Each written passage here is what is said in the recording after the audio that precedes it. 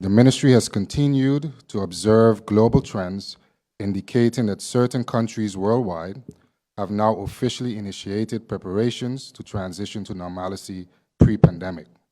This leaves us optimistic. In the past 2 weeks, we have observed locally that our total number of active cases has decreased from 301 to 48, which equates a significant 84% decrease.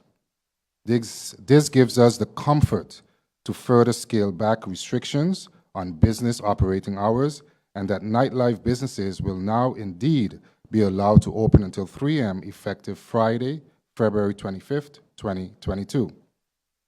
As the Ministry of TIAD, from a collaborative standpoint, continues to progressively plan an approach to St. Maarten's road to normalcy in regards to its tourism sector, I would like to highlight upcoming events which is still slated to take place this year, such as Heineken Regatta, St. Maarten Festival, and our long-awaited St. Maarten Carnival.